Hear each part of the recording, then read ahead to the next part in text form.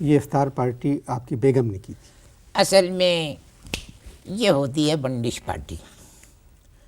One dish party ہوتی ہے اور بیگم کے نام نکلی تھی کھجوریں. صرف کھجورے؟ صرف کھجوریں اونلی. تو ون ڈش پارٹی مطلب؟ میں ایکسپلین کرتا ہوں، مجھے پتا تھا آپ پوچھیں گے. اب ہوتا یہ ہے کہ یہ ساری خواتین کیا کرتی ہیں، جگہ جمع ہوتی ہیں، لکی ڈرا جیسے نہیں ہوتا ہے، ایک بال لے لیتی ہیں، اس میں ساری پرچیاں ڈال لیتی ہیں، کسی میں قیمہ، کسی میں روٹی، کسی میں آلو، کسی میں سبزی، کسی میں سموسے، کسی میں کھجوریں، یہ سب ہوتا ہے. بعد میں وہ ڈرا کرتی ہیں، جس کا جو بھی پرچی نکلتی ہے سمجھ رہے ہو بولے تو اب کیا ہے کہ بیگم کے نام کی نکلی پرچی کھجوریں. بیگم کے نام کی نکلی پرچی کھجوریں. اب جتنا میں اپنی بیوی کو جانتا ہوں اتنا تو کوئی بھی نہیں جانتا. مجھے یہ لگا کہ انہوں نے پہلے سے ہی ہاتھ میں پرچی پکڑی ہوئی تھی جس پہ کھجوریں لکھا ہوا تھا، صرف ہاتھ یوں ڈالا، یوں نکالا، اس میں کھول کے بتا دیا کہ یہ کھجوریں. ان کا 40-50 عورتوں کے لیے کھجوریں بھی بہت لانی پڑی؟ بہت ساری لانی پڑی، بہت. اور کھجوریں لینے بھی میں گیا تھا. لیکن اب آپ اس سے پہلے کہ میں کھجور خریدنے کا واقعہ آپ کو سناؤں، میں چاہتا ہوں کہ آپ ذرا کہیں کہ اللہ تعالیٰ مجھے معاف کرے. اللہ تعالیٰ آپ کو معاف کرے. آمین. اللہ تعالیٰ مجھے معاف کرے. اب میں کھجوریں لینے کے لیے گیا تو کیا دیکھ رہا ہوں میں کہ ایک کھجور کے اوپر مسٹر مقصود، ایک کھجور کے اوپر 70-80 مکھیاں بیٹھی ہوئی. لو بھائی 3 کھجوریں تو مکھیاں لے کے میرے سامنے اڑی، ایسے نکل گئی. اب وہ جو کھجوریں بیچ رہا تھا اس کا رنگ تھا سانولا. جب وہ کھجوریں لے کے مکھیاں اڑی تو میں نے اس کو یوں کیا تو وہ سانولے فروٹ بیچنے، کھجوریں بیچنے والے کے چہرے پہ سے جو مکھیاں اڑی تو اندر سے نکلا ایک گورا پٹھان. او ہو ہو ہو ہو ہو. میں تو ہل گیا. میں نے اس سے کہا، میں نے کہا ایکسکیوز می، مجھے سخت اعتراض ہے اس بات پہ کہ آپ یہ فرمائیے کہ آپ مکھیاں بیچ رہے ہیں یا کھجوریں؟ بھائی میری بات سنیے، پھلوں کی دکانوں پر ایرانی کھجوریں ملتی ہیں بند ڈبوں میں، بڑی اچھی پیک کی ہوئی. تو آپ وہاں سے ایرانی کھجوریں خرید لیتے؟ نہیں، ابھی سنو، میری بات مکمل نہیں ہوئی ہے. اگر جنرل مشرف کی کتاب ان دی لائن آف فائر نہ پڑھتا تو میں خرید لیتا. مگر ایرانی کھجوروں سے جنرل صاحب کی کتاب کا کیا تعلق؟ میں تو ڈر گیا. میں نے کہا اگر ان کھجوروں کی پیکنگ میں بھی ڈاکٹر عبد القدیر خان کا ہاتھ ہوا اور خدا نخواستہ کسی خاتون کے منہ میں کھجور گئی اور اگر گٹھلی پھٹ گئی اس کے منہ میں تو توبہ توبہ، میرے گھر میں تو قیامت مچ جائے گی. جی آپ قصہ سنا رہے تھے 50 خواتین کی میٹنگ کا. تو ابھی میں کھجوروں کا قصہ پورا نہیں ہوا. جی 4 کلو کھجوریں خریدنے گیا. میں بڑا غصہ ہوا. I was very upset. میں نے کھجور والے سے کہا، میں نے کہا کہ شرم آنی چاہیے، تم کھجوروں کے اوپر سے مکھیاں کیوں نہیں اڑاتے ہو؟ تو جانتے ہو مجھے کیا کہنے لگا پورے شہر میں فلائی اوور بن رہے ہیں اور میرے کھجور کے اوور فلائی ہے تو تم اعتراض کر رہے ہو. شکر کرو کہ مکھیاں بیٹھی ہوئی ہیں، ڈنکی مچھر نہیں بیٹھا ہوا ہے. اور ڈنکی مچھر جو ہے مکھیوں سے زیادہ خطرناک ہے، کیونکہ مکھیاں جو تھیں وہ ڈنکی مچھروں کو بیٹھنے کا موقع دے نہیں رہی تھی. اور مجھ سے کہنے لگا رومالی. نہیں میری بات سنیں. آپ کا روزہ تھا؟ آپ کا روزہ تھا؟ میرا ہاں روزہ تھا. اچھا، پھر آپ نے اپنے لیے کیا خریدا؟ میں نے اپنے لیے جی جلیبی کھانے کا بڑا میرا موڈ تھا. میں نے سوچا کہ میں افطار آج کھجور کے بعد جلیبیوں سے کروں گا. جی یہ ختم ہو گئی، ایک اور جو سلگا لوں. جی بالکل سلگاتا ہوں. ہاں بات کرتے رہو، مزہ آ رہا ہے بہت. اب جلیبیوں کا بھی ایک قصہ ہے بڑا مزیدار. اللہ معاف کرے، کہو اللہ مجھے معاف کرے. پہلے کہہ چکا ہوں. نہیں، ایک دفعہ پھر کہو. یہ بات ایسی ہے کہ اللہ مجھے معاف کرے. اللہ آپ کو معاف. آمین. اب کیا ہوا بھائی، میں گیا جلیبی کی دکان پہ تو میں کیا دیکھ رہا ہوں کہ جو جلیبی بنانے والا ہے، جلیبی جب بنتی ہے تو چھوٹے کپڑے سے بنتی ہے. جی سفید چھوٹا سا کپڑا ہوتا ہے، اس میں چھید ہوتا ہے، میدا اس میں ہوتا ہے، یوں یوں یوں یوں یوں یوں بنتی ہے نا جلیبی. اب جب میری نظر پڑی جلیبی والے پہ تو وہاں تو قصہ ہی کچھ اور تھا.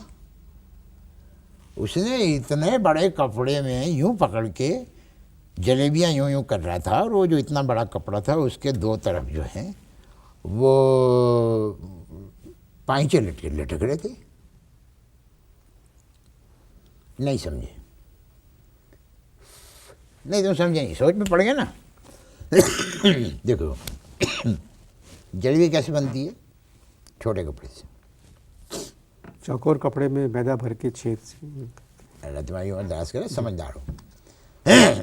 اب وہ جو بنا رہا تھا جلیبیاں، وہ کیسی بنا رہا تھا جلیبیاں کہ ایک بڑا سا کپڑا تھا جس کے دو طرف پائنچے لٹکے ہوئے تھے اور یوں پکڑے ہوئے یوں یوں یوں کر رہا تھا. میں نے اس کے لونڈے سے پوچھا جو وہاں کام کر رہا تھا، میں نے کہا بھائی یہ اتنے بڑے کپڑوں کے اندر کیوں بنا رہا ہے جلیبی؟ کہنے لگے کہ اصل میں ان کو کپڑا ملا نہیں تو یہ اپنے پاجامے میں چھید کر کے یہ جو ہیں جلیبیاں بنا رہے ہیں.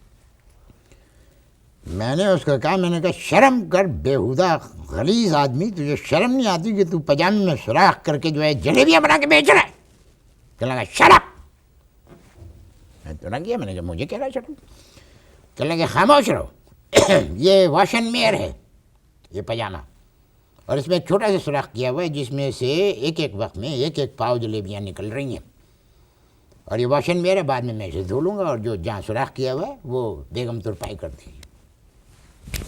یہ ہوا. کوئی جھگڑا تو نہیں ہوا آپ کا؟ جھگڑا؟ نہایت بدتمیز آدمی تھا. مجھ سے کہنے لگے چلو چلو چلو چلو. میں نے کہا کیا کر رہے؟ چلو چلو چلو چلو چلو. کہنے لگا رومالی روٹی تو بڑے شوق سے کھا لیتے ہیں، پاجامہ جلیبی کھاتے ہوئے موت آ رہی ہے، چلو یہاں سے. نکال دیا مجھے اس نے. گفتگو جاری ہے، آپ اشتہار دیں. جی وقفہ ختم ہو چکا ہے. وقفے سے پہلے آپ پاجامہ جلیبی کے بارے میں کچھ بتا رہے تھے.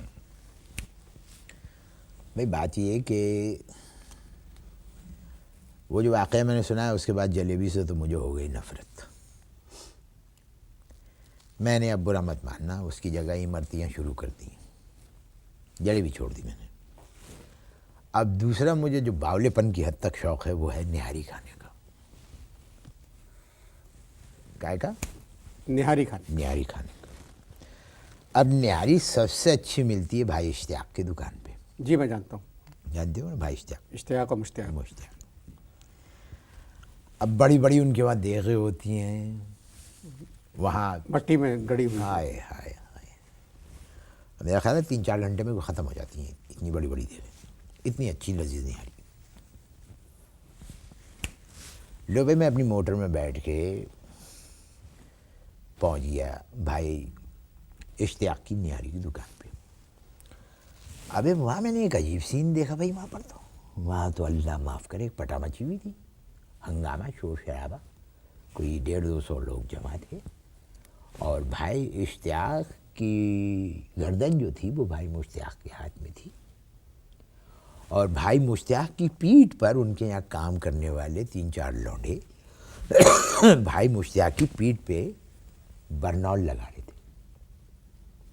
میرا خیال ہے کچھ خدا جھوٹ نہ بلوائے 4-5 ٹیوبیں تو میرے سامنے لگا دی.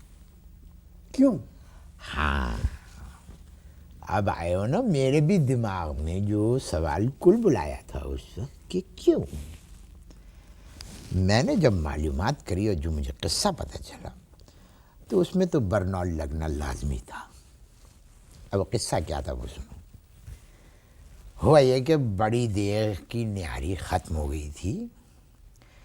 بھائی مشتاق جو تھے دیگ کو صاف کرنے کے لیے اتر گئے دیگ میں، ٹھیک ہے جی. اب بھائی اشتیاق جو ہے انہوں نے کیا کرا، تھوڑی دیر بعد نیچے جس میں وہ جو گیس لگی ہوئی ہوتی ہے نا دیکھ کے نیچے. جی. دیگ کے نیچے جو چولہا جو ہوتا ہے اس کی گیس کھولی، ماچس لگائی، بھک کر کے وہ جلا. اب اندر سے جو چیخ پکار و پٹا مچی، بھائی مشتاق جو ہے وہ چلانے لگے ابے. تو بھائی ایک دم سے جو ہے نا بھائی اشتیاق گھبرا گئے، اور انہوں نے کہا کہ بھائی مشتاق میں قسم کھاتا ہوں کہ میں بھول گیا تھا کہ آپ دیگ کے اندر اترے ہوئے ہیں اور دیگ کی صفائی کر رہے ہیں، اللہ کے واسطے مجھے معاف کر دیں. تو اندر سے بھائی مشتاق کی آواز آئی, ابے میری بونگ پہ تو ہری مرچیں اور ادرک ڈال کے مجھے بیچ دے. یہ ہوا تھا, یہ قصہ تھا.